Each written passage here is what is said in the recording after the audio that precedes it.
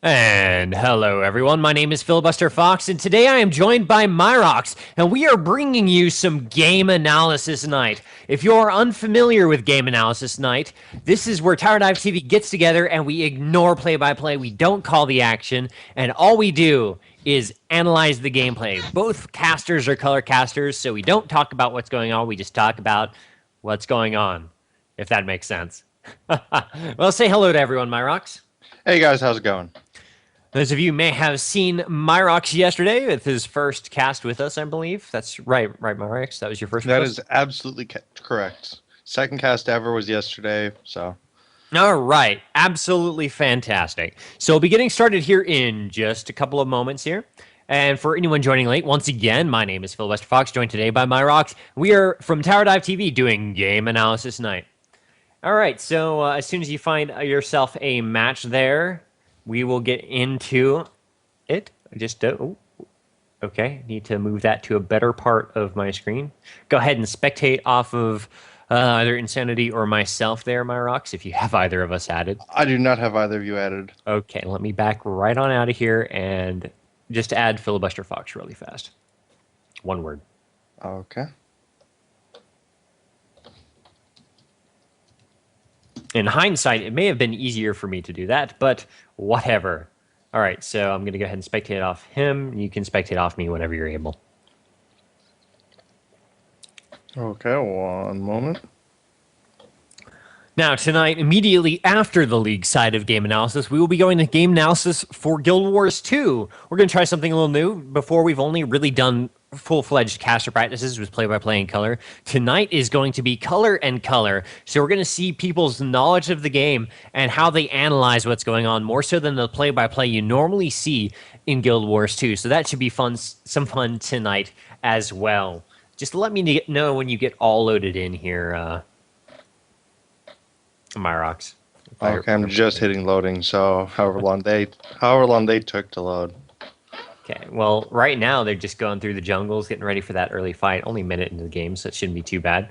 I will get everyone situated to where they should be, or where I presume they will be. That seems to make sense. All right, and once you load in, you'll see that we have in the top lane, Singed against Aurelia. In the jungles, Cho'Gath versus Vi. In the mid lane, Lux versus Zed. In the bot lane, we have Misfortune Sona against Corki and Needly. Oh, well, and down goes Singed to the jungle invade from the red team. Rather unfortunate there. Feel free to interrupt me whenever you've loaded, so I can probably go to back and forth.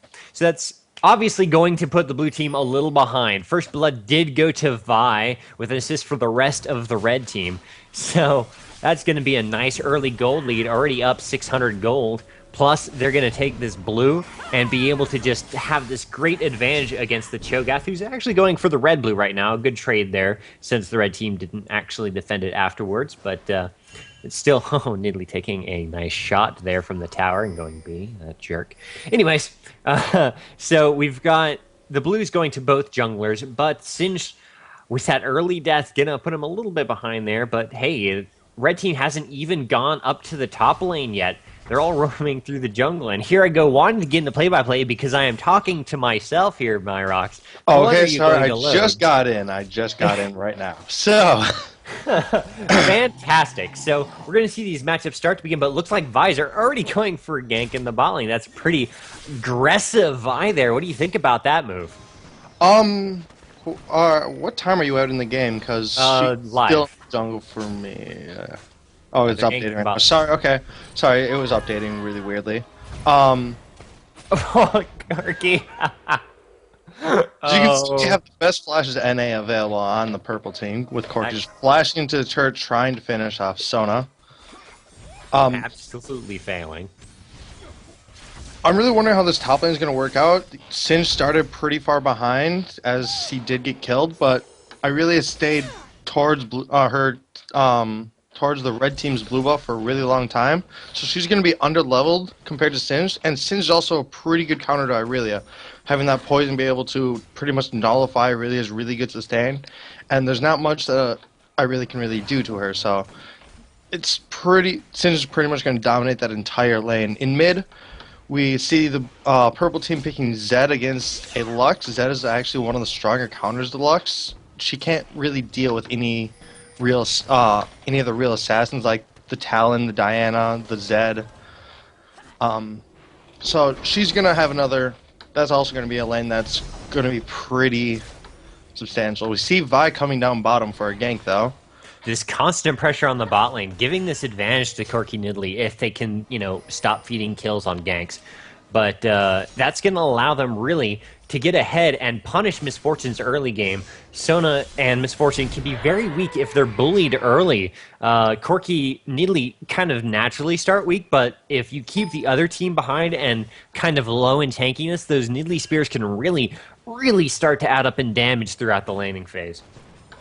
And what else is kind of a little interesting is that both Miss Fortune and Corki both start with fairly unique item starts. A normal item start for an AD carry is the Doran's Blade opening, but they Miss Fortune started with a long sword and extra HP potions, which does not actually add as much survivability as you might think, as the 5 HP per hit on the Doran's Blade gives you a lot of long-term survivability. And Corki started with Boots Potions. It looks like he's probably going to be trying to get a lot of harass off on the Miss Fortune, trying to overcompensate for Miss Fortune's strut.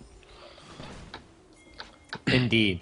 So one thing I do like about the Longsword Potion start as a Miss Fortune player is how it lets you get to that Vampiric Scepter that little bit faster. Sure, usually by the time you beat, you probably have enough for it, but coming in with that Vampiric Scepter and maybe going to an early BF sword if you get lots of farm before you go beat for the first time, or if you have to beat too early going right into the Vampiric Scepter, I'm a big fan of that. I don't like having my Doran's Blade stuck in my inventory for most of the game, putting me 500 gold behind about on building my Bloodthirster early, and I see that being the big advantage of that longsword start. And another thing that we really need to pay attention to is this Vi. Because she's been trying to put so much pressure on getting kills, she's only level 2. She's not even touched her red buff. She just hit level 3. She only has 8 CS compared to Cho'Gath's 13. Cho'Gath's entire item above Vi. So that's... Hopefully they try and punish Vi as much as possible for that. Well, Zed looking to get himself more fed, even though he's in a pretty nice situation as is. He's going around and picking up kills, managed to get a Miss Fortune there for free and just harass Sona just a bit. But he's going to hopefully leave here soon. I'm going back into my play-by-play habits here. So, about Vi, it's very risky when you're a jungler and you decide to start the early game that aggressive. It can pay off huge if it works, but if it doesn't, you're behind, you're way behind, and you're having to try and compensate it for the next few minutes because you get quickly to the point where you're so far behind you can't actually provide the ganks anymore. You're just going there to just scare them a little. Mm-hmm. And the thing is that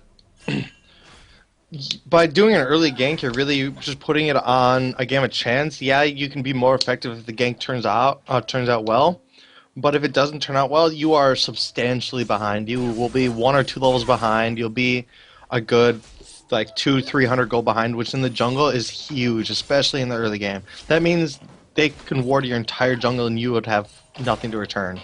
I have to absolutely compliment Zed. And, when he went down for that kill, though, that did give Vi the opportunity to really catch up because he forced Cho to stay around in the bot lane because he was keeping the pressure there without the jungler having to provide that pressure. That's the strength of a mid who actually gets out there and roams and does some damage because it forces the enemy jungler to try and react or the enemy mid to try and react. Lux was in position too, so that put Cho'Gath a little bit behind, and now we see that Vi has caught up. She still has that first blood advantage, but now she's caught up in farm and she's catching up in levels, and it's really helping make up for that kind of misstart on Vi's part just because Zed went bot. And I'm a little... This Sin should be doing much better against this Irelia. He's kind of losing the lane a little bit. He's 10 CS above, but he's really squished against Irelia, and she's just been kind of bullying him away from the lane whenever he tries to leave. That should just not happen in a Sin versus Irelia matchup. Whenever she tries to activate her her W, which is Heat-10 style, you just want to toss her away and you can just walk away from Irelia. She can't really do all that much against you. Absolutely. Unfortunately, the Sin's not really making good advantage of it. Sure, Aurelia only has boots, and will soon reach the point where she's not going to be so effective against him. But I mean, the Sin could be doing a lot more. He's just taking so much damage from when they trade and not giving enough in return. Oh, beautiful ult from Lux there. It just there you go, Singed. Just sheer luck surviving under the tower against Aurelia, not able to get enough damage there. And that gives Singed a little bit of a comeback here. He's ahead in farm by just a couple, but now he's gotten that kill, and that's going to help him out a lot. And he's building up that tier quite nicely. I mean, it's already up to about a 90 mana build up there, and he's only 9 minutes into the game, which is a good place to be at. And what's kind of nice is that 90 mana does give him a little extra health. I'm a big fan of getting Tear the Goddess on Singed. It's really good, like, as a bait mechanic. You can get your Seraph's Embrace, I believe it is, and it just adds so much surprise tankiness. As first off, you get a ton of HP from it, but when you activate the item, it gives you a huge boost in HP. It also synergizes beautifully with the popular Rod of Ages for Singed.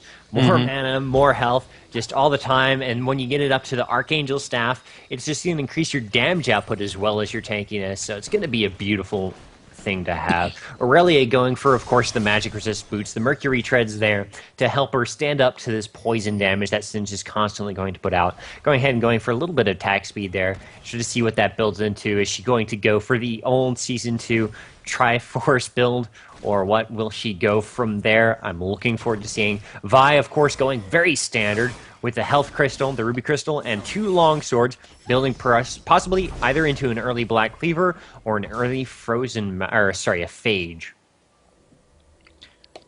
Which of those do you think would be more effective for her to build into first?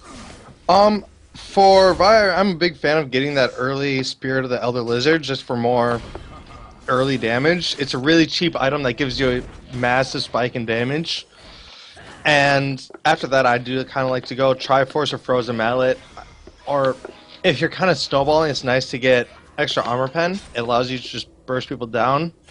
I'm really wondering what this Irelia is going to be going, as normally they kind of they try and get some early lifesteal instead of the massing attack speed. So she's probably going to get a Blade of the Ruined King, but after that, I'm not.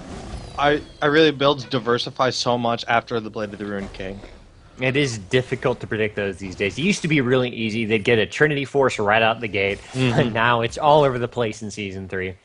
And, well, let's see. Down in the bot, we had a big fight in the jungle down there, where Cho'Gath got caught out really badly due to lack of vision. They were chased around. 4 of the red team were down in their jungle there, and it was just Sona, Misfortune, and Cho'Gath there.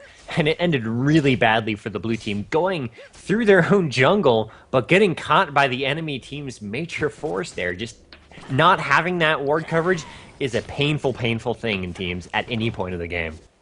Yeah, pretty much everyone on your team needs to be purchasing wards just so you have overall map presence and makes them known. It'll help reduce you guys getting caught. And we're also seeing really nice play by this Zed. He's 4-1-2. He's kind of snowballing this game. He's going to be a major carry. He's going to be able to blow up the Misfortune. But he's getting the Blade of the Ruined King so that he's going to have damage on Singed, damage on Cho'Gath, extra burst damage. And he's just kind of being everywhere in this game. As you saw, he was ganking bottom earlier. He was kind of the dominant force in that jungle fight that you were just talking about. And we're going to see where he kind of goes from here. I don't. Yeah, the blue teams are really going to have to focus heavily on eliminating Zed's damage from team fights very quickly. He's a bigger threat than Corki for most of the mid-game. Corki, much later when he gets a lot of farm, is probably going to be a pretty significant threat. But in the meantime, this 4-1-2 Zed is huge. He really has to be bursted down before he can get in the squishies in the back if they ever engage on a proper team fight. And meanwhile, in the mid lane, Cho'Gath trying to get this Zed into a fight here.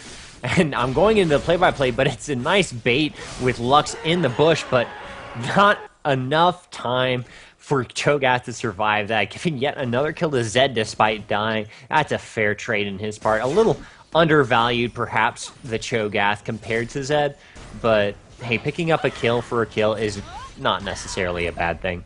Okay, and we're actually going to be joined by another one of our casters, Azraki. He just finished eating. He's going to be coming in to help us during this analysis game. Say Very hi. much so. Hey, how are you guys? So the biggest thing I've noticed when I hopped into this game a few minutes ago to spectate is the fact that Lux had actually built her Seeker's Arm Guard first. Now everything we do know about Lux and the fact that normally she does go for the mana regen items first, things that allow her to spam spells all day. And I really like that. But in this specific case, I definitely would rather see her pick up the Seeker's Arm Guard first, which she did. And even though she couldn't really spam her spells as much, doesn't have as much mana regen, I still think it's going to benefit her more in the long run because she gets the extra armor, and that allows her to lane against Zed. Unfortunately, it didn't make too big of a difference as Zed has, as we've been seeing, going around to other lanes, picking up kills in bottom lane, forcing action everywhere around the map, which is indicative of a pretty awesome Zed player. And one major thing that I kind of want to point out is the bottom lane gold differential. Misfortune's 3-1, and Corky's 0-3, but that 4-1. Sorry, but that's causing the Misfortune to be 1,500 gold above the Corky, which that's almost an entire BF sword when she wants to go back. She's Yeah, it looks like she does have a lot of mana pooled up gold pooled up, and by the time she goes back, yeah, she's going to be able to straight up buy a Bloodthirster with the. She's already got the Vampiric Scepter, and that's something that a lot of people like to do on Misfortune because it just gives her so much straight up damage. A Bloodthirster is something that she really needs very, very much. It gives her a lot of lifesteal as well as basically the most cost-effective upfront damage that you can get in an AD item. Obviously, Infinity Edge does give you more raw damage, but at the same time it costs more than Bloodthirster, so going for Bloodthirster first not only gets you more damage for your cost, but it also allows you to lifesteal a lot, which is a very nice thing to have on Misfortune. And another thing that we're also seeing from a lot of Misfortune players in the LCS, in the EU LCS specifically, is a double Bloodthirster build because her ult scales so well with attack damage. She just will stay in the back and ult people down, and it does so much suppression fire for your team that it forces entire team fights to just disengage, or it's a huge landslide ability if you're getting that double Bloodthirster instead of the Infinity Edge. Right now, I'm seeing the fact that it doesn't really look like Lux is handling pressure too well. In a lot of these high pressure situations, which we've seen happen a couple times, one where Zed caught her out in the jungle, and one other time just now, but when those high pressure situations come in, when her life is in danger, oftentimes she'll begin to miss a lot of her skill shots, especially her binding, which would have easily saved her in that fight had she had landed correctly. But it's just something that she can't do right now. She's just whipping it just a little bit, and that could possibly be a little bit of nerves going into this. And one thing that I kind of like to see Singe do is try and farm behind the enemy Aurelia's tower.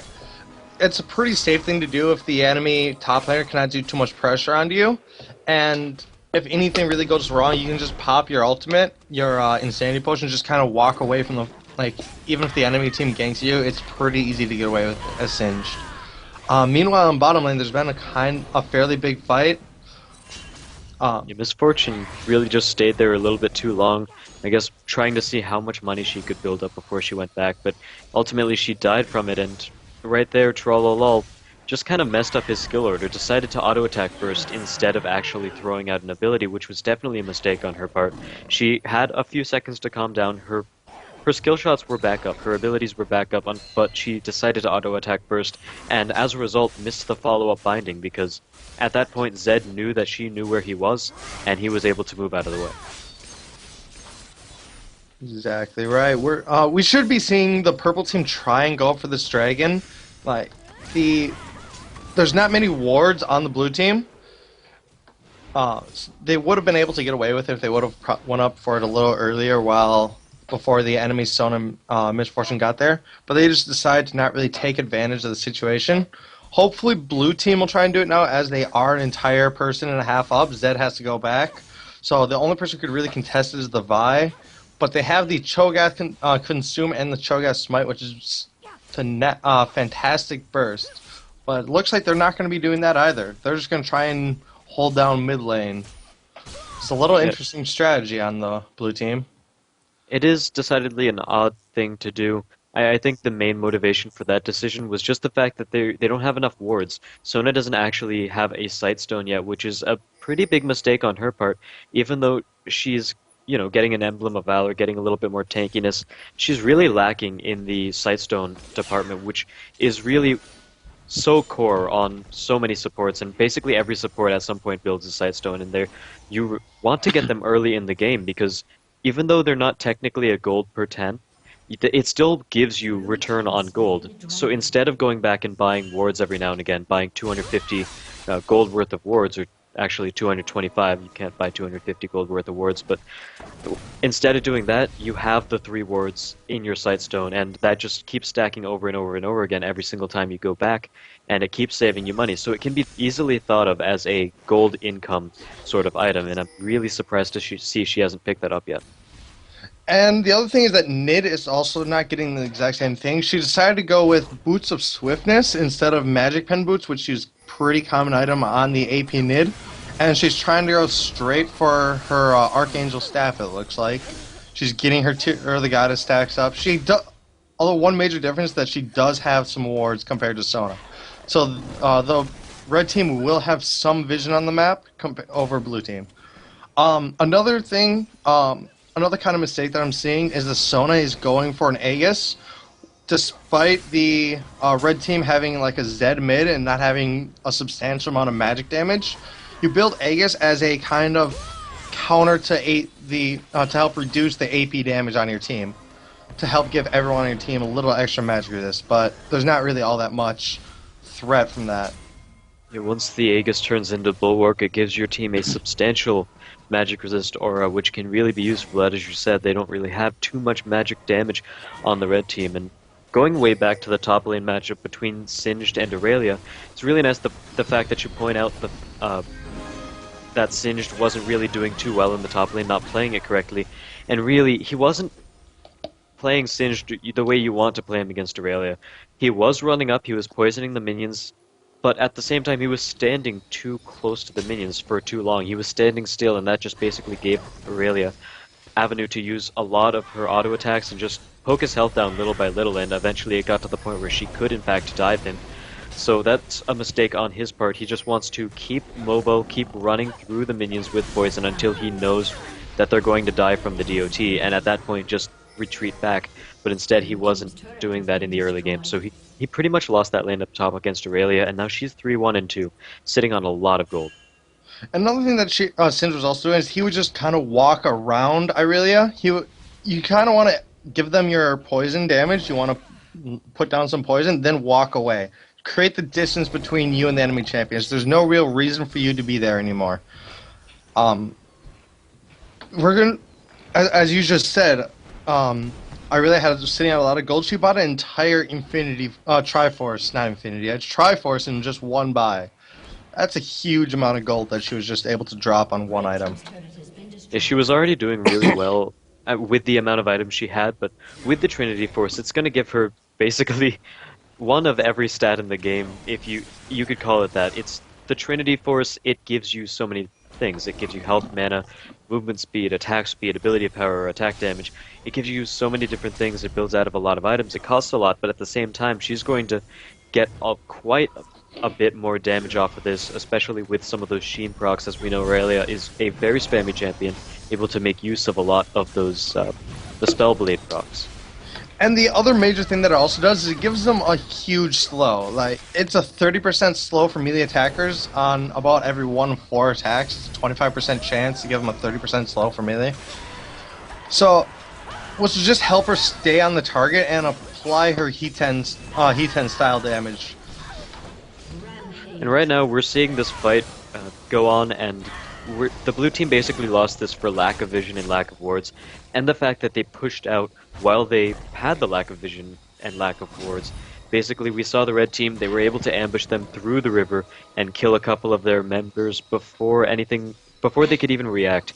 And, you know, they could have prevented this one of two ways. They could have either warded more often, and they could have seen that coming if they had more wards, or they could have just not stepped out that far in the first place, because you really, really need to worry about positioning when you don't have wards. I've seen a lot of times a team's positioning is really faltered when you step out a little bit too far and someone comes up behind you, because they're getting free positioning on your AD carry. They can basically say, alright, I'm going to run up and hit your AD carry a couple times, and I don't actually have to run through your front line. And that's part of the reason why wards are so important, especially to cover your back during engagements. And it's even more crucial in this game because the red team has double assassins. They have the Zed, they have the Vi. So if someone steps out of position, Vi is able to dash towards them and ult them, CC them just long enough for Zed to get there and just burst them down. It's a really deadly combo that's the blue team's just not been able to handle. Yeah. Yeah, the blue team, they do have quite a bit of tankiness on their team with Singed and Cho'Gath. Unfortunately, those two have not really been able to peel well enough for the rest of their team. And as you said, the red team has 2 assassins, and 3 if you count Aurelia, who is a pretty assassin-y champion. She dives into the back line and bursts as well, but she is pretty tanky for an assassin as well, so she's got a lot of stats. But yeah, the blue team, they're not having a very good time defending their own team from these assassinations. Especially, I've seen a couple times now, they fight a team fight where Misfortune would be chased out of the fight by Zed, and all the meantime, Singed is chasing someone with his poison, and Cho'Gath is, I'm not sure, he's just trying to knock someone up in the enemy back line, but that's really not what you want to do against this style of comp. You want to make sure your AD carry stays alive, and that's exactly what the blue team is not doing. And that's kind of why I'm not really too worried about the Misfortune on the blue team, is that they have the assassins. They are able to burst down this Misfortune despite her being not having 9 kills. So yeah, she's really far ahead compared to Corki, but she doesn't really have the survivability to make that a real issue. Yeah, and as an AD carry, it's often hard to get the survivability, because, say, if you build survivability items, well, then you don't do enough damage come late game, and a lot of the AD carry's survivability does come from his team and his team's ability to heal. Yeah. It's just, I don't really see her as being absolute monstrosity of a threat this game. Whereas, like, if you had a 10 kill Vayne, she has the extra stealth, she has the mobility to kind of stay alive, whereas Misfortune just does not have that against the Zed, the Aurelia, and the Vi. So we see the fact that Aegis has finally been built for Sona, got Philostone, but still not a Sightstone, and we're still not seeing any wards in her build in the first place. I think we have 1 ward out on the entire map, and none of them belong to and that 1 ward does not belong to the blue team, so they're really, really lacking on this, and that's another reason why they're losing out on some of these fights. I want to point out that 1 ward that Nid put in the Dragon was the same, was in the 3 that she bought earlier in the game, and just they've not used them. It's a major mistake on their side. Yeah, spending that gold on wards and not even using them is very critical, and even though you want, you know, in your mind you say, alright, I want to save these for later just in case we get into an engagement over Baron or over Dragon and I need the immediate sight. Well, that's all well and good, but each time you go back, you should be saving up a little bit of money for wards, and I know during laning phase specifically I do this a lot, but even when I have an engagement that's favorable, when I want to go back, I won't actually go back until I know I have 1 or 2 wards, 75 or 150 gold more than what I need to be, and oftentimes that's just 2 or 3 minions. So wards are heavily undervalued in this game, and I really think that it's undervalued a lot in lower level play as well, in general, and we see that in higher play, we're seeing so many competitions over wards. Supports are building more vision wards rather than anything else because it denies the enemy team vision, and these pro players, they know how important that is. During that, like, I don't know if you're really paying attention during that fight, but the Zed hyper overextended. Yeah, he's this 11 and 4 monstrosity, major damage threat, but he went in alone to try and kill their Lux, got snared, got knocked up, and was he was just slaughtered because he thought he was above the entire enemy team. He thought he could outplay all of blue team alone. Which even if you are fed, never try and do that. And there we go. We do have another one of those little engagements, but that time I really feel like the red team, they just kind of chased it a little and they ended up getting turned on. You know, the rest of their team wasn't following up with them. Aurelia and Corky, we see that they were all the way near the center of the mid lane while the rest of their team, you know, they were hanging around by the turrets. Some of them were taking the jungle. And the 5 members of the blue team that were retreating thought to themselves, you know what? The rest of their team just left them. We can turn on this and we can win the engagement. Yeah. One thing that I'm really confused about is that Purple Team has had a major gold lead this entire game. They've been kind of far ahead, having the extra assassins, but they've not been trying to control Dragon. That's kind of what's gotten Blue to kind of come back into this game, and now Blue Team has gotten ahead because they've had 3 dragons. And you're seeing Zed get caught again around Race. He's just not playing this as well as he should. He needs to try and play safe and pick off people when the enemy makes mistakes. You don't want to try and force plays. You want to punish people when others make mistakes. Yeah, and not only that, but the red team now is the team that's at a lack of wards. Like we said earlier, the Baron ward was the only one we saw, and Nidalee still has those 2 wards in her inventory. I'm not sure why she still has these. It's a horrible mistake, and the longer she waits on it, the less cost effective it is for her, the less useful it is for her team. And right there we saw the fact, you know, Zed didn't know that there was Lux collapsing from bot lane. He just didn't know where the enemy team was, so he went in for the fight, and it turns out, you know, 3 members of the blue team were actually there, and he couldn't fight that. So it looks like Delphim actually stepped out a little bit too far. Really bad positioning, especially considering a Singed. His safest option was certainly to go Valkyrie over the wall instead. You never want to risk anything like that when there's a person on the enemy team who can disposition you so easily. And it looks like blue teams are going to be trying to siege down this tower. They're trying to use the high range of Lux to try and poke down the enemy team, and they're most likely going to try and get a Singed toss, and then have Misfortune and Lux try and burst them down with bullet time and final spark. As I said, like Singed toss into the enemy team.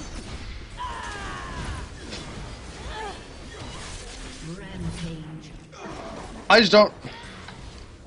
Yeah, the red team, they're actually kind of throwing these fights at this point. Really, they're getting caught out of position quite a bit. Not sure what Lux is doing. It's she does get a kill on that, but she's overextended herself. There goes the kill from Corky. Misfortune was able to pick it up, but you know, they could have gotten a tower, and they might have actually been able to push for the inhibitor off of that. I'm not sure if diving was the best idea. They have 20 seconds left. They should have all stayed and just tried to take that turret, the Cho'Gath and the Misfortune. They would have been able to do that. They could have gotten the inhibitor, but they just decided to back off. They didn't. They needed to like hold tab, see that the lowest time was 25 seconds on Vi when she started to go back. And look at these wards. Sona just bought a ton of wards. And we're seeing vision everywhere from Baron to the enemy's red to your own blue. She has the entire map warded. Although they're not the most tactically placed, since they're ahead, they want to do more aggressive warding the enemy side of the map instead of their own. But at least she's trying. Yeah, I'm seeing a little bit of misplacements myself as well, not just in the general places where they're warded, like you said, they want to be warding more aggressively, but we see the ward at the red team's blue buff. That should really be in the brush directly above it. That way you can get sight into the brush, and that's really, really huge. Because if, say, you're chasing someone, or if you're running through their jungle, you can't see that brush. You can't secure the kill, or you can't know if there's anyone who's sitting in the brush waiting for you. And right here we see the fact that Aurelia and Zed might actually turn on this fight, but it looks like blue team will go for a dragon instead. And one last thing, I do like the wards from Sona. I like how she's doing that now, but I don't like the fact that none of them are coming from Sightstone. She would have saved so much money from getting a Sightstone, and on top of that, she would have gotten a little bit tankier herself, which is something you always want to do on Sona. So I'm really not liking these decisions that she's been doing. Another thing that I'm not too happy about is the Misfortune got a Thorn Mail.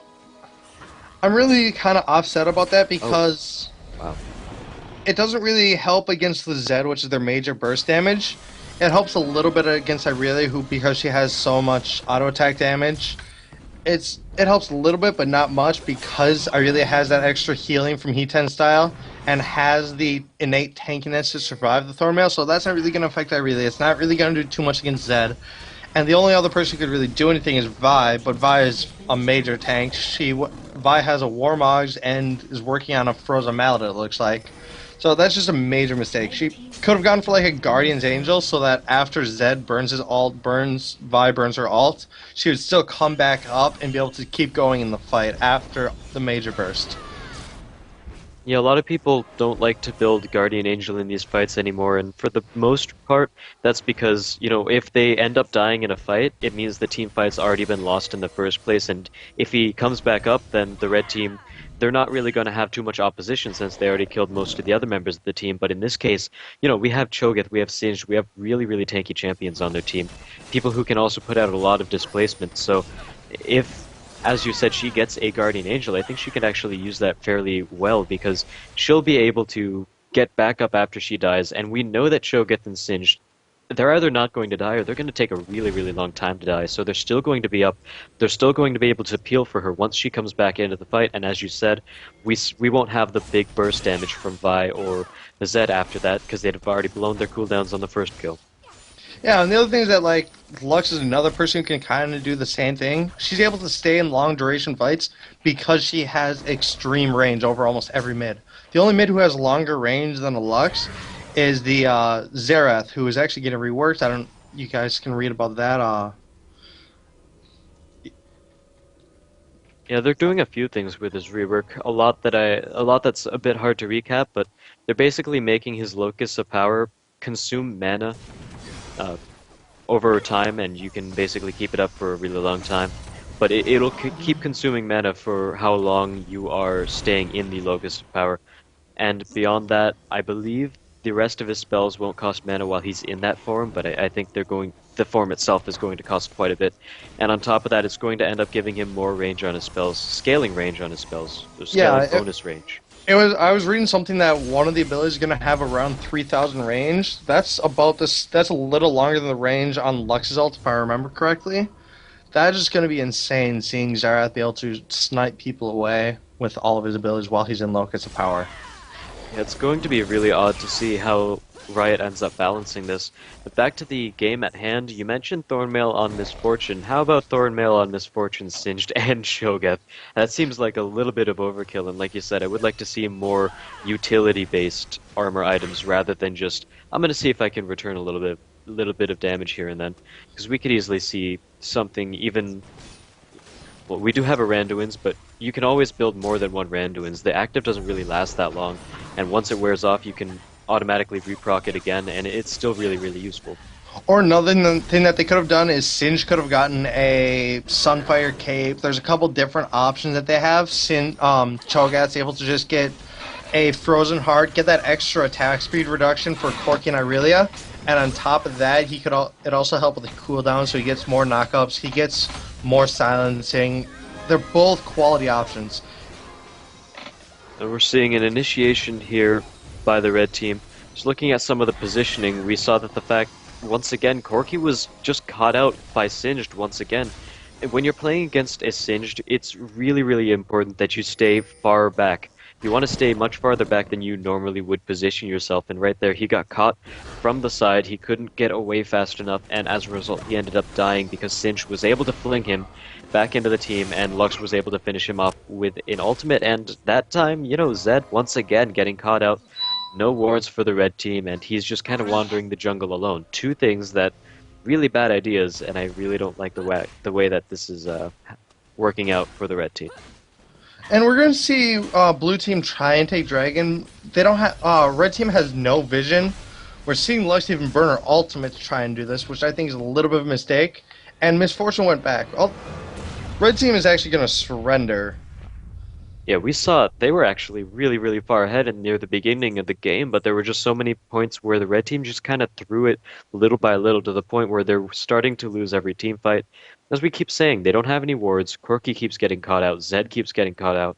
and it just wasn't good for their team. And as we see right now, they're basically giving up a free Baron as well. So it was pretty much over for the red team. They didn't have enough communication, they didn't have enough awareness, and they just couldn't come back into the game.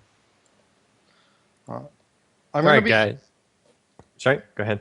Go ahead, Fox. I was just gonna say, all right, guys, good job. We're gonna be getting into the next match here shortly. Once again, for anyone joining us late, this is TV's Game Analysis Night, where both casters are color I'm casters, Filibuster Fox. and I am Filibuster Fox. We're both color casters, or you're both casters are color casters, and there's no play-by-play. It's all about practicing analysis and back and forth between the casters. Today, your casters are Azeraki Dragon and Myrox.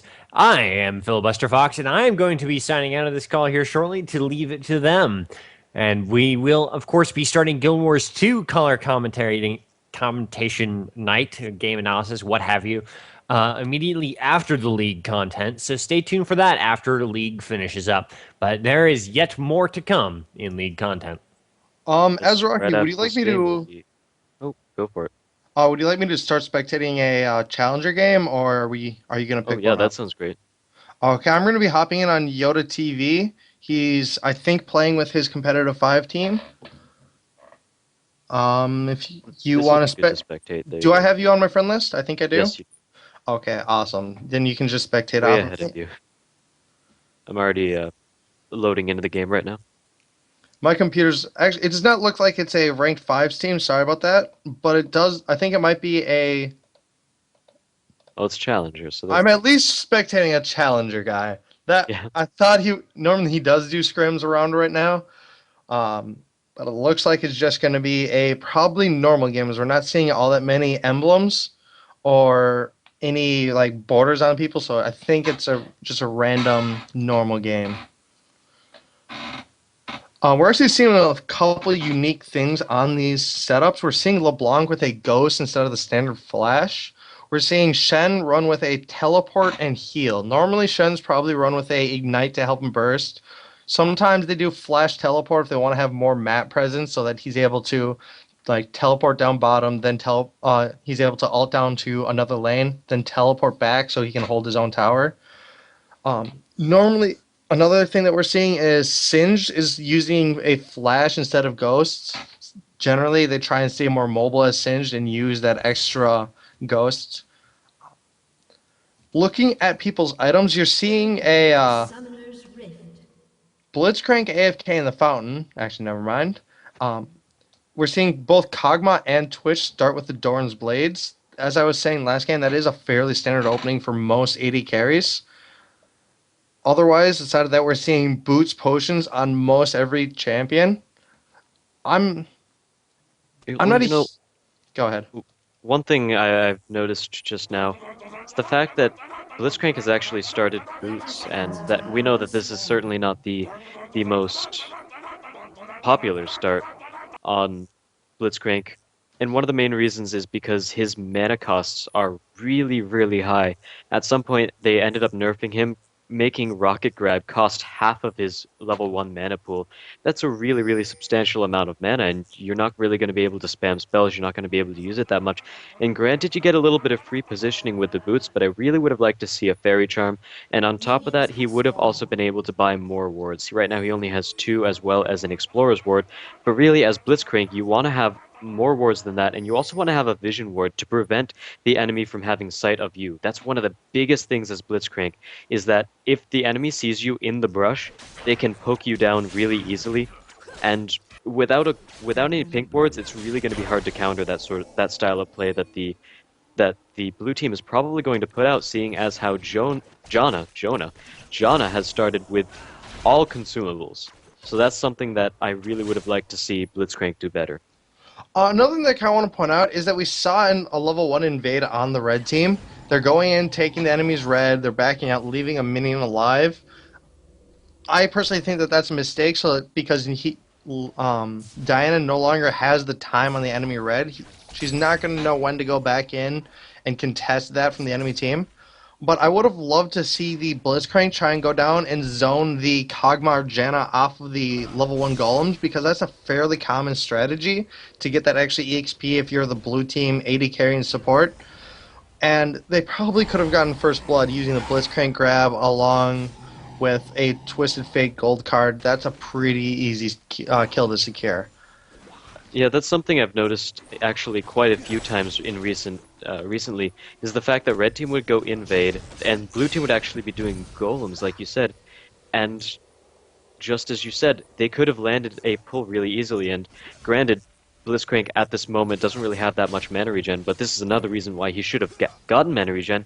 But it's really worth it, even if you're just wasting mana, for the chance of pulling someone over golems, because you know, in this meta, people are going to do golems. It's very rare that people don't do golems when they're on the blue side bot lane. So if you take the shot, there's a good chance you'll hit it. But it looks like the red team, they're going to send their mid as well as jungle into the top lane, because unfortunately Singed has already died, but it looks like we have a little bit of indecisiveness from the red team. I think, oh, really bad decision right there to gold card Nocturne. He knows that Nocturne has a spell shield, and we saw the fact that Shen was right there, right. He was in range of the pick a card, and he could have easily stunned him. And Shen had much lower health, and obviously he didn't have a spell shield either. So that would have been a much better target to. And what is Shen doing right here? He's just going to end up dying to that Crescent Strike, just staying way too long. Wow. Meanwhile, we're seeing LeBlanc just kind of free farm in mid. She's not really. There's no one really to pressure her, but I'm really surprised she did not try to go up and at least help, as she does have a lot of early map presence. She has the the substantial burst damage from her Q, W, and E in early game. That's just kind of a bad play on her part. I want to say hello to Lunette. She just hopped into our Skype call. No. She, yeah, she's not actually gonna. Oh, join us. okay. So sorry. No. Never mind about that. Yeah, Ignore like her. I said, she's not actually going to join us. Ignore the lady behind the monitor, behind Wait. the Skype chat. Wait, behind- there's girls? Yeah, I was trying to make that one reference, except I couldn't figure out how to do it because it wouldn't be curtain. I don't really think Lunette's behind a curtain or anything like that, but She's yeah, behind the Iron Curtain, okay?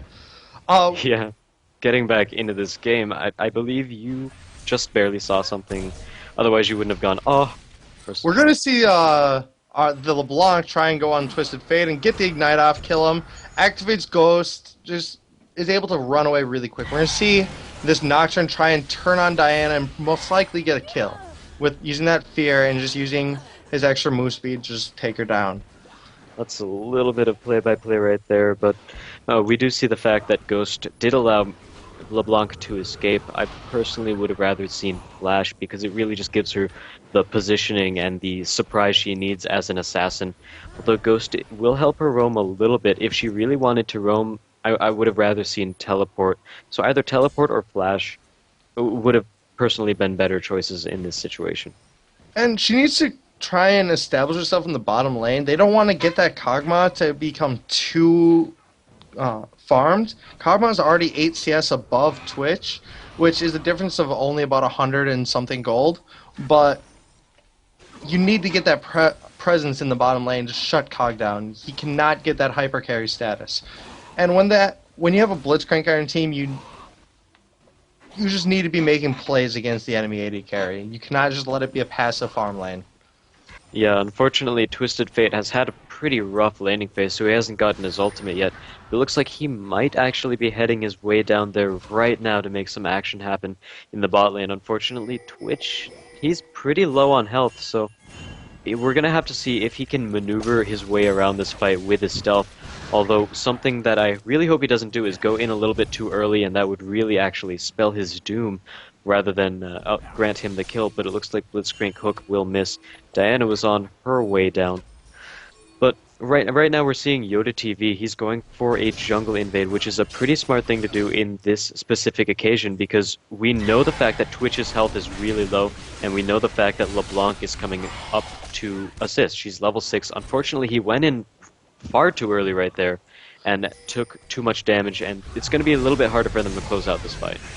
We saw LeBlanc do a really long pass. She was able to get there a little quicker if she would have like cut straight towards blue buff, but she wanted to take the safe route, make sure that there was try and cut people off if they tried to do anything.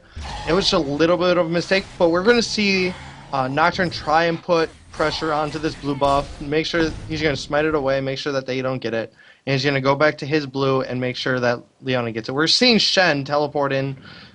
They might make a play for Dragon. Looks like they don't want to.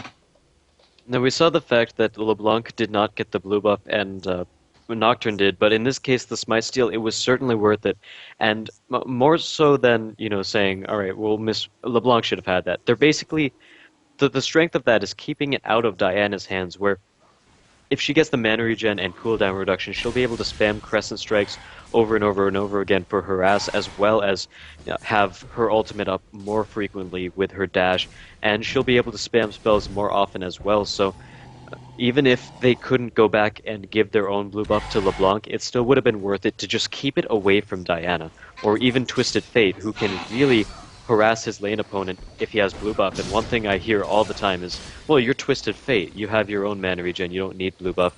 Well, you don't necessarily need it, but it certainly helps out Twisted Fate so much. He'll be able to spam cards, and without blue buff, he's basically relying on blue card every other card, where that blue card could turn into a gold card or a red card and let him get more harass in general out, rather than having to spend it on harass or spend it on sustain. And the other thing that you can do is if you're getting that red card, you can wave clear almost the entire wave at level 7. You're able to do your wild card and then pick a card on the melee minions, and it will pretty much one-shot the entire wave. And against a champion that doesn't have too much farming capability underneath the turret like LeBlanc, that is a major thing that you want to be able to do, because if you and LeBlanc are sitting in the middle, LeBlanc is going to be able to burst you down. So you want to be able to try and do that. And on top of that, it's really important that you make sure that LeBlanc is pushed to her tower as much as you can so that she can't get around, roam, and get the early game kills that she really likes. And we're seeing that she's not really able to do that this game, and she has really not decided to do that much this game. I think we've only seen her roam bot once before, and that was just... it didn't work because Twitch ended up with such a low amount of health before she got there, so... LeBlanc should be trying to make more action happen around the map, and as you said, Twisted Fate should be pushing more just to prevent her from roaming around, because if she doesn't get those early kills, then LeBlanc falls off really hard coming into mid and late game, because it's hard to farm with her. She doesn't really have any big AoE abilities other than Distortion, which you generally use for harass or damage. And the other thing that allows you to do as Twisted Fate is when you have the wave pushed, that allows you to go and do your teleport. Use your Destiny gangs, be able to gate down to bottom and kill Kog'Maw. Allows you to gate top, like just put pressure anywhere on the map. When you have a minion wave at your turn, you have to make a decision: do you want to leave and do a gank, or do you want to try and stay where you are? And there we have two kills happening at the same time. We basically see Yoda come in for a gank in the mid lane. And that's the downside when you're pushing really, really hard, is that you often get ganked. So as Twisted Fate, it's always important to keep wards around the map just to make sure that not only are you safer when you end up pushing out, but it also helps to make sure that your teleport won't be seen, because there could easily be... You could retreat a little bit, and their jungler could poke out and see you with the teleport. And against someone like Nocturne, he can follow up pretty easily to wherever you teleport, because he has a really substantial gap closer himself. So as Twisted Fate against Nocturne, you're really going to have to be careful about when you use teleport and make sure that Nocturne's not in the best position to follow up, or at the very least, you can pick up a kill, you can force a good engagement before Nocturne can get there. And another thing that I want to point out is that if you're against a Twisted Fate, you want to try and ward your both sides of the river so you can see when he tries to go gank bottom, he's going to start moving towards the bottom. He's going to go through river a little bit, and then he's going to teleport. You want to keep that warded so that you know where he's going, and you can kind of follow him. You can maybe put some damage down on him before he gates away. And it's just a good thing to do against Twisted Fate. It gives you at least some knowledge that he's going to be teleporting and where he's going to be going. Alright, so we see the fact that Nocturne has picked up the Spirit of the Elder Lizard first. What do you think about this item on Nocturne? You think it's a really good first item pick? It's actually pretty common on a lot of Nocturne builds because your Dustbringer and your Umbra, I cannot speak right now, both proc it. So it allows you to do pretty good wave clear and apply your true damage across every single person on the enemy team. And when you have a red buff and you're able to just apply two different forms of damage over time on every single person on the enemy team, it's a ton of damage. And one thing I'm noticing once again about this game is the fact that Blitzcrank doesn't have a Sightstone. I feel like this Blitzcrank in particular is severely underestimating the power of wards, especially when playing a champion like Blitzcrank. You want to know where the enemy is at all times because, first of all, you want to be able to land the game-changing hooks.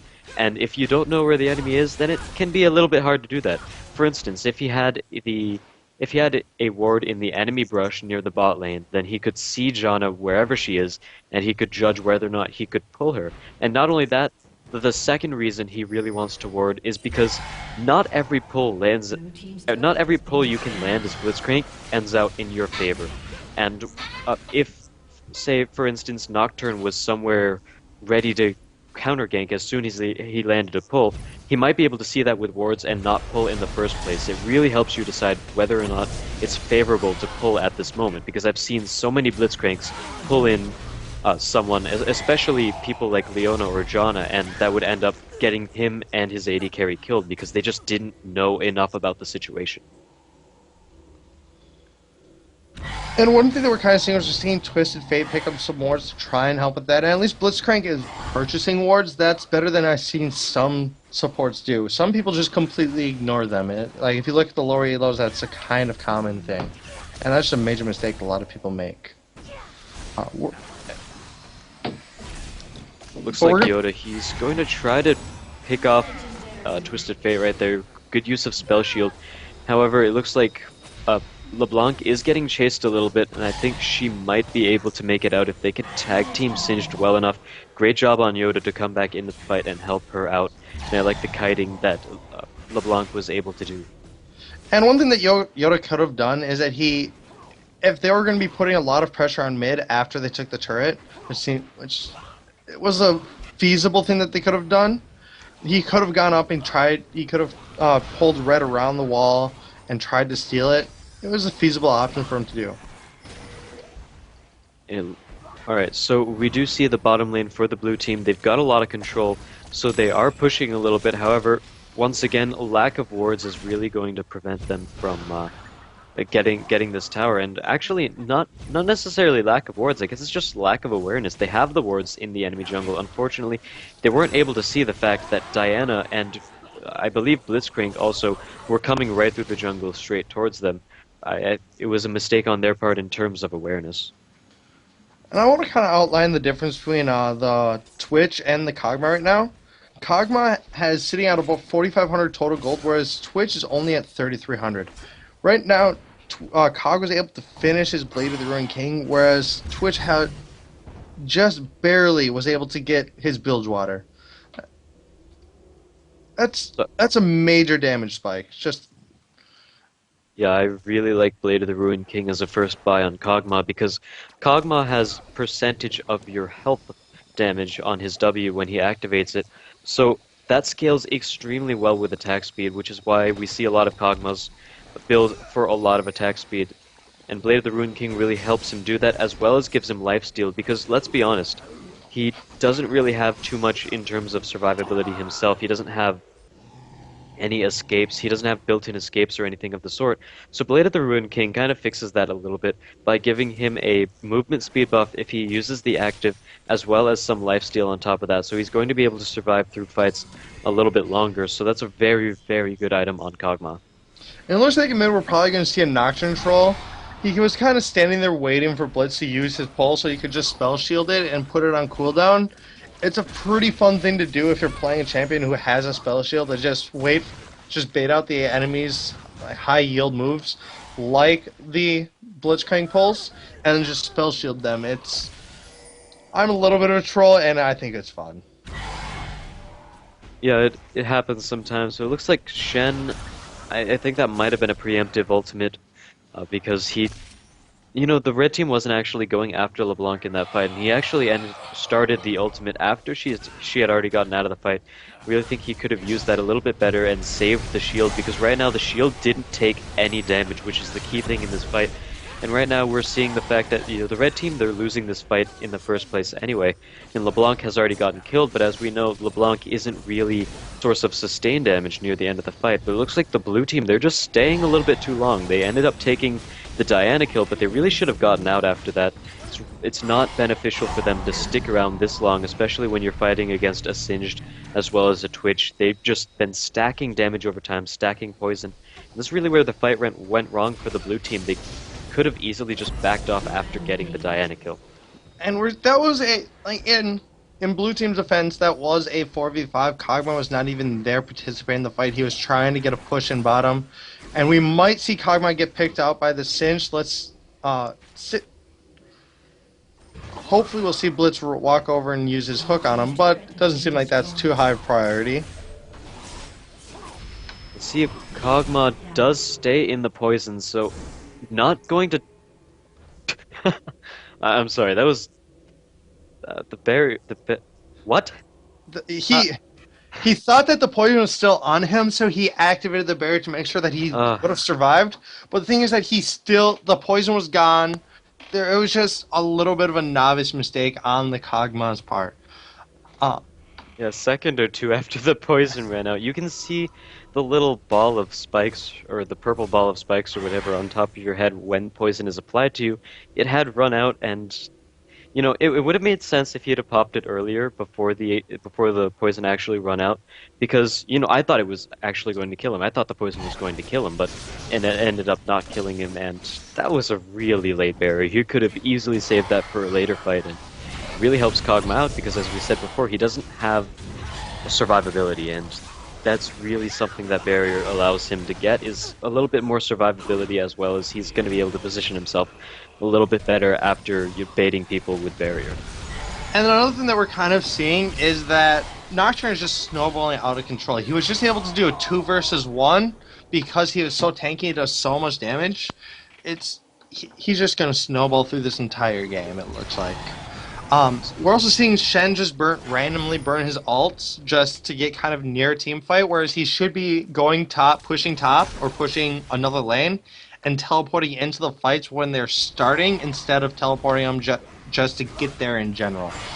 TF is just staying top. He's going to be trying to put major damage down on this turret. He has the Lich Bane, so when he does pick a card and auto-attacks a turret, it's going to do substantial damage. It's going to absolutely crush that tower.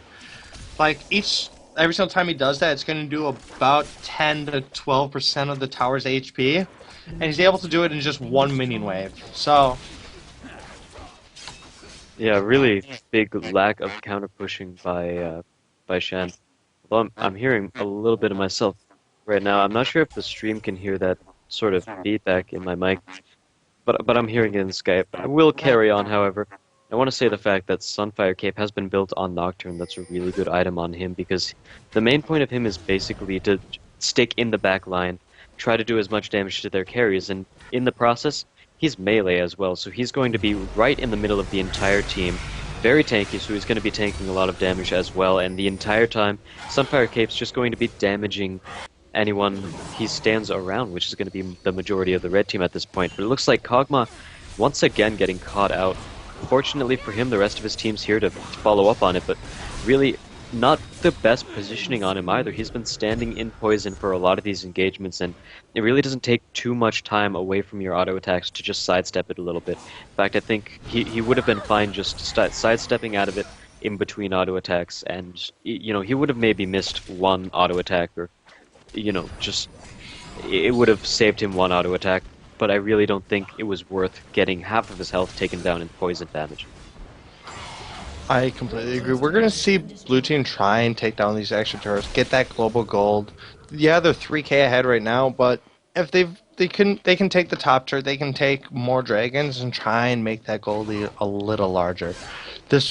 Right now we're seeing a double Aegis on the Blue Team, and hopefully that works out kind of well for them. The auras do stack between the two players, so both Shen and Nocturne are going to have the double Aegis aura, but it's not going to give like the double aura to the Kog'Maw or the Janna. So I think it's a little bit of a mistake, but it will increase the front line's innate beefness. It's going to make it so Twisted Fate and Singed and Diana, they have the three sources of magic damage. They're not going to be able to burst down either Shen or the Nocturne. Yeah, it's cool you say that because Nocturne got that first. Shen got it second, and at this point, he's got a Phage as well as Boots, but he's not really that tanky, to be honest, and Aegis doesn't really provide that much tankiness to the person it's built on. It's more used to tank, to help his entire team tank. One thing that I really think would have benefited him more was a Sunfire Cape, which is a very substantial item on Shen for a couple of reasons. First of all, just like Nocturne, as Shen, you're going to be sticking right in the middle of a fight. You're going to be standing next to everyone, and that'll apply the damage, the magic damage per second to whoever you're standing near. And not only that, but it also helps him clear minion waves in the top lane by using that passive and Towerdivetv just bossing it over here. And on top of that, it gives him more tankiness overall than Aegis does. And we're seeing Kog'Maw pick up Static Shiv. That's another pretty common item on the Kog'Maw, as he relies on trying to get those attacks at very long range, and this just helps him put down a little more team damage. And he has the Blade of the Ruined King. He picked up Blade of the Ruined King, and it looks like he's probably going to be going for an Infinity Edge or a Bloodthirster. And I don't think that Twitch is going to be able to survive the Nocturne burst. As every single fight, what's happened is Nocturne's trying to get onto Twitch. If it's a fight where Nocturne's kind of far away, he's ulting onto Twitch. If it's a fight where it's already started, he's running straight for Twitch. He's putting so much pressure onto him. That's really good play by Yoda in that respect, and I would like to see a little bit more peel coming from the red team, because they do have quite a lot of it. They easily have Singed, who can flip away Nocturne as soon as he tries to go for Twitch, and since the majority of Nocturne's damage is melee, as you said, it's going to be really hard for him to put out as much damage if Singed keeps, pulling him away from that. Past that, we also see the fact that Blitzcrank, he's got pull, he's got a knockout, he can also drag people away from Twitch, and I really think that's what he ought to be doing. But he hasn't really been accomplishing that all that well, and it looks like Yoda, he's just going to catch out Twitch once again, trying to stealth, but the fear will reveal him. Doesn't want to tower dive, actually. I think Towerdivetv could have easily tower dived that, or tower dove that, but actually, it's something I overlooked was the fact that the rest of his team had already gotten out of the fight, so the red team, they were collapsing on him, so it is a good choice not to tower dive that. A little bit of more foresight on his part than my part, to be honest. And just like you said, we're gonna see Blitz try to pull Nocturne away, as he did perfectly that time. Nocturne ulted onto Twitch, brought Twitch really low, but then Blitz just pulled him away and brought him to the Singe, brought him into the Twisted Fatal, brought him into the Diana. It was a really nice play by Blitz. He was actually able to land a hook for once, no offense. And, those are the kind of hooks that matter. A lot of times, we'll see Blitzcrank say, alright, there's a squishy target, I'll pull him into my team. But at the same time, if you pull someone like Janna, even though she is squishy, she can disrupt your entire team if she gets close, so that's not a good idea. And you really, in terms of late game as well as mid game, whenever you're team fighting as Blitzcrank, the point of playing Blitzcrank shouldn't be, I'm going to land pulls. It should be, I'm going to use the pulls to give my team an advantage, to keep people off my AD carry, or if a fight hasn't started yet, pull their damage dealer, pull Kog'Maw through. Kog'Maw doesn't have any escapes past his flash, so he would be a good target to pull. And you also have to take into consideration where the rest of the positioning for the blue team lies, because if you pull Kog'Maw in, but we also see Nocturne's right there ready to follow up, and so is LeBlanc, and Shen uses his ultimate on Kog'Maw, gives him a pretty substantial shield, then taunts everyone around him, while Nocturne dives onto Twitch, and that entire time everyone instead is focusing Kog'Maw instead of helping Twitch. The blue team comes out ahead in those team fights, so Blitzcrank is a champion with a lot more underlying strategy than most people often think at first. And another thing that I kind of want to point out is that even if you do pull, let's say, an Alistair, as long as there's no one who can really follow through and save Alistair, you're going to make that fight a 4v5. You're going to make the next fight a 5v4. No matter who you pick off, as long as you can do it without any consequences, like just killing the other person, just backing off, you have a advantage in any fight coming up because their Alice is going to be dead and then in the fountain for the next minute, minute and a half. So, no matter what you do, like you can pull the Alistair, just not when the team is ready to be, when the team is ready to come in and save him. And we're seeing Yoda to do a little more trolling. I'm not sure if this is a good choice for him. There goes the spell shield, so he's able to negate the flip, and he got out of there. So, yeah, he's just trolling. Wasn't the best idea for sure. Maybe he would have missed the spell shield or something of the sort. But I think when you're 18-1, you do get a little room for trolling. Yeah, you do. 18-1 is quite ridiculous. Although I do have to point our attention towards LeBlanc for a second and say, I like LeBlanc's build. She's building correctly for LeBlanc, and a lot of times I see people who play LeBlanc build for AP, which is something that you don't actually want to do all that much on LeBlanc, because her base damages are really, really high, and right there she's getting caught out. Doesn't discredit her item build though, but I'm actually the gonna Deathfire gives her more. It gives her more burst damage, and it's 15% of the target champion's maximum health pool, so it's really going to help her scale more than if she were to build a death cap or something. Because the Deathfire Grasp, it's part of her point as a champion to get in and burst someone as fast as possible. Whereas I do kind of agree with you on getting the Haunting Guys for its early game presence, getting the Deathfire Grasp. LeBlanc has extremely high AP ratios. Her Q altogether has about a 1.0 AP ratio. I think it's about 0.9 after both sides of it. But then when you add in the ultimate version of it, the Mimic, it does an extra 25% of the AP ratio as well. So you're getting that about 1.2 AP ratio on the alt, along with a 0.9 on the W, a point, I think it's 7 on distortion, and I think it's a 1.1 on the Eternal Chain. So if you get a double Eternal Chain, it's going to have a... you're going to be doing about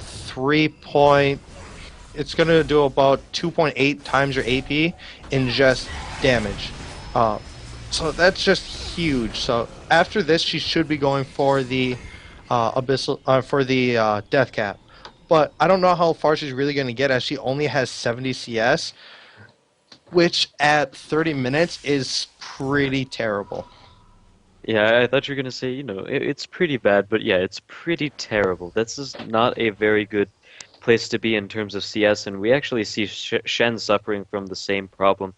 He's not been split pushing top basically this entire game. We see that all of the top towers for the blue team are up. The outer tower is still up, and when there's a Shen on your team, that's indicative of something going wrong here. Shen should really be staying top and split pushing as often as possible, and then ulting when he's needed in a fight. And as we saw right there, he can still get to the fight no matter what. That's what his ultimate does. He's in the fight basically. But instead of running around the mid lane, running back and forth, pacing a bit, which was really what he was doing there, he could have been top, he could have been taking a tower, and overall giving his team more of an advantage than simply just running around mid lane and ulting when the fight breaks out. He could be pushing top and ulting when a fight breaks out. That's why you see a lot of Shens do the Sunfire and Wit's End in their item builds, because those are really good pushing items for Shen. The Wit's End will give him more attack speed, more damage in general, let him get those Kai Strike passive off more often, and also give him some natural MR for tanking a little bit, and when he ults in, he can put pressure on whoever is on his carry, and getting the Sunfire just and a little extra AoE damage and a little extra armor and health. It's just both those items work out really nicely on him. Yeah, I do like those items on Shen. What do you think about Ionic? Wait, that's not what that's Static not Shiv. That was the old item. What do you think about Static Shiv on Shen? Ionic Spark was a really common item when it did exist for the standard Shen build, but because Ionic Spark now you got me stuck on that name. Because it offers critical strike, and he doesn't really synergize all that well with critical strike, is a little bit of a wasted stat, and you want to try and avoid that. If that's like getting a cooldown reduction item, even though you're already at 39%. You don't want to waste that gold. There's other things that you can put it towards. So you generally see Shens try and stay away from getting that. And wow, Nocturne has his 23 and 1. Almost full build. He's going to turn the Giant's Belt, I think, into a Warmogs. That would really make a lot of sense at this point. He already has a Sunfire's Cape as well as, He's going for the getting Randuin's Omen instead. That's also a very good item, especially considering he's facing a Twitch, which late game carry, you really don't want to be dealing with Twitch all that much. He puts out a lot of damage, and as long as attack speed's going to help, he's also giving himself some more health and armor. And the other thing that it's also doing is giving him the extra slow, so that if he needs to stay on the Twisted Fate, if he needs to stay on the Twitch, he has that extra slow. He's able to stay on them longer. So that's just going to help him a little bit overall.